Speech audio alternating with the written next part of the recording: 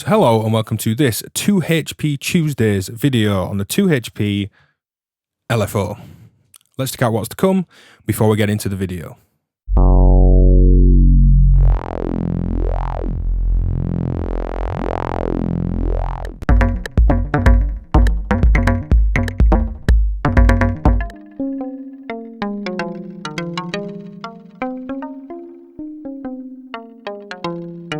Now the LFO is a nice, simple, voltage-controlled, low-frequency oscillator.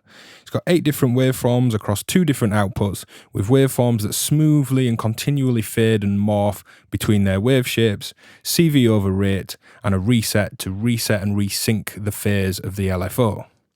Now let's get some sound going and demo these features with a patch. Now the rate goes from around 30 seconds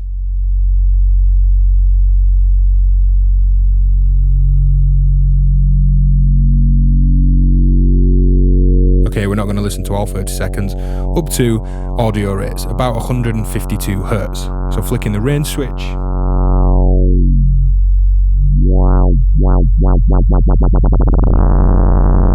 we're up into audio rates. And this is opening the cutoff on a filter, and the filter has a simple square wave at its input. Now on the first output, the main one, we get a cosine wave, triangle, saw and square, and all the morph and blend between them. So let's check out these different wave shapes.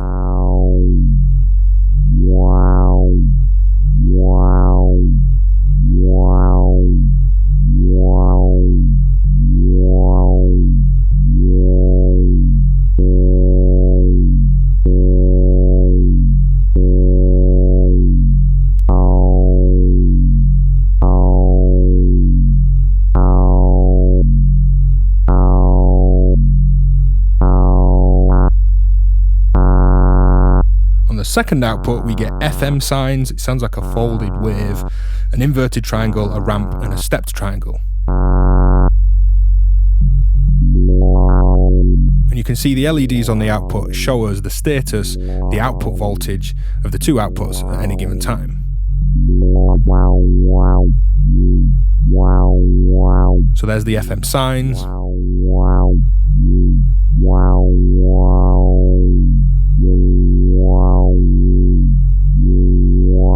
Quite nice when blended round to that triangle wave a bit.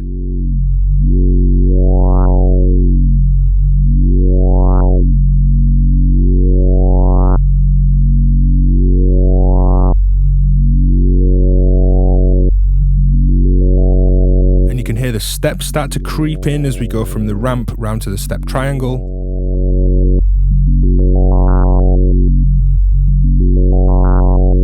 And those in-between inverted triangles and ramps that we get on the second output are really useful when we use them against the normal non-inverted triangle and the saw on the other output. It's really good for stereo patching, which we'll look at shortly. So just a couple of quick things to note. The output is unipolar. It goes from 0 to 5 volts. The CV inputs expect 0 to 5 volts for the rate and the wave, and any trigger or anything you throw into the reset input will resync the phase of that LFO. We'll demo all this in a couple of patches, so let's get stuck in. So here's a big rich drone with the SSF dipole and some Halls of Valhalla, reverb and crush delay and other bits of patching going on. This is in stereo, and I'm using the 2 outputs from the 2HP LFO to move this quad filtering around the left and right space. Now I'll mute the effects.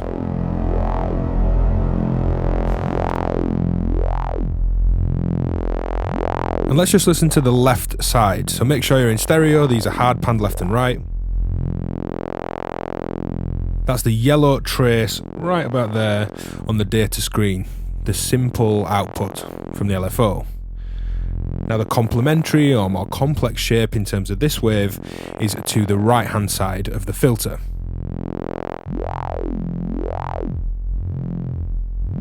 So using them together, we get related shapes, but different shapes, and an interesting stereo effect.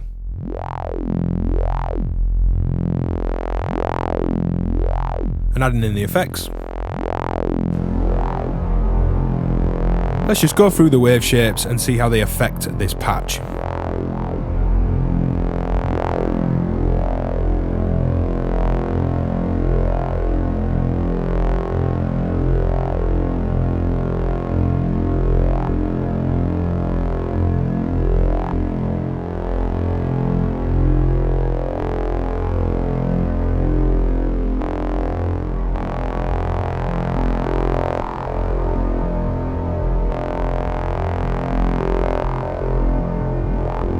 You can see in here that those shapes are continually variable, smoothly fading and morphing between various ramps and inverted versions of each other, the nice kind of stepped down sample triangle against the square, the folded type sign against the normal sign.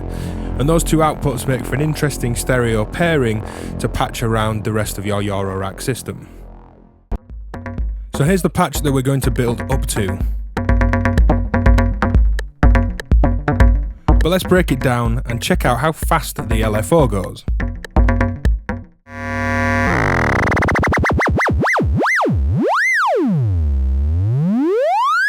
So here's a triangle wave oscillator with the output from the LFO going straight to the volt per octave input. I'm on the faster range, and I'm going to use it as an FM source through the volt per octave in on this oscillator just to see how fast it goes. Pitch is something that's really easy to detect and really nice and simple for us to hear the range of the LFO.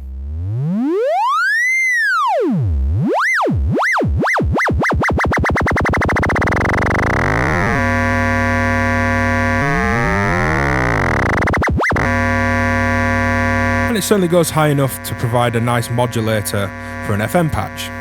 Now, of course, changing the wave is going to have an effect on the FM of this external oscillator that I'm using.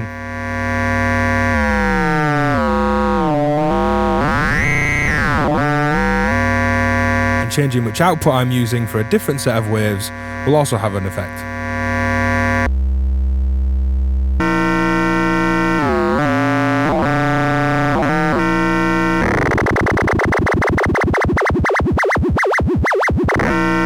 Those kind of secondary folded tones on the second output provide a nice FM to my ear. So I'm going to close down a low pass gate that has this sound in it.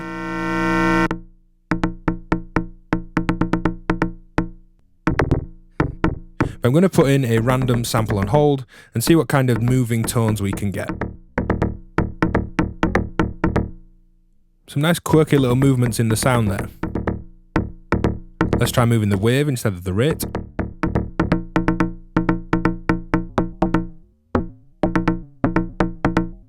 Again, we can just hear those wave shapes changing as it frequency modulates this oscillator. So adding a little bit of delay to this. And a couple of drum sounds.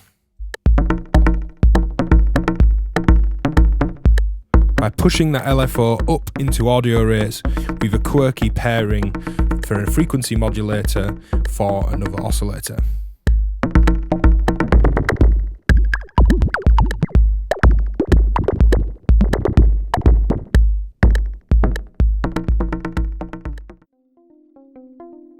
So in this patch I have a stereo car plus strong voice that ping-pongs each note from left to right in stereo with some effects overlaid. And the LFO here is our pitch information. I'm taking this unipolar 0 to 5 volt output from the LFO into an attenuator just to reduce its range. I don't find 5 volts, which would be 5 octaves of 1 volt per octave information, particularly musically useful from anything. So I'm attenuating it before going into a quantizer set to a major scale, and then I'm using this to quantize and trigger my little stereo string voice.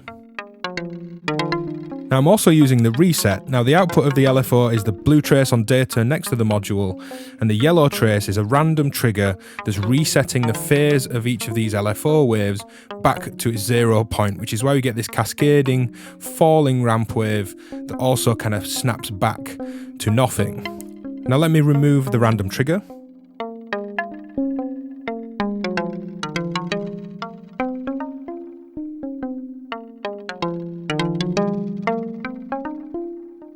We can hear this is a triangle-like wave. It rises and it falls, and that's the cycle of the LFO. Now we're using the second waveform output for the pitch information, but the top LFO is being used to control the brightness of my string voice.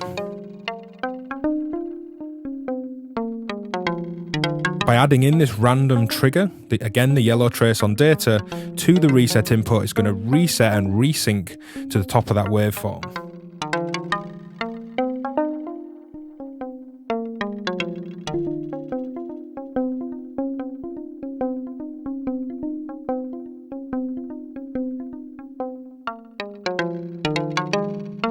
And because it's a random trigger, we sometimes kind of get stuck on the top portion of the LFO, creates a little loop, and then as the kind of space opens up in the random trigger pattern, the notes cascade back down again.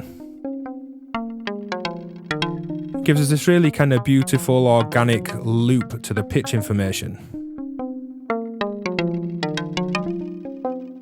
Now changing the waveform.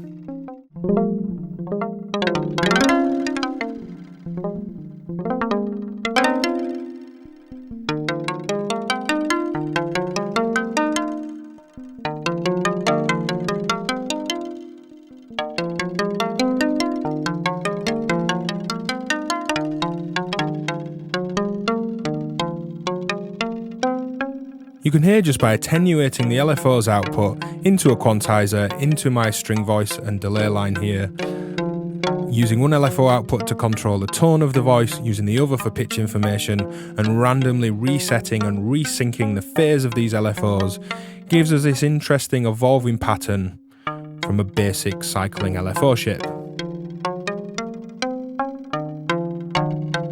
So that's it for this video on the 2HP LFO. Be sure to check out 2HP Tuesdays, my series of videos on the 2HP modules. Support the work I do on patreon.com/DivKid. Leave a comment, thumbs up, cheers for supporting, cheers for watching. Have a nice day. Goodbye.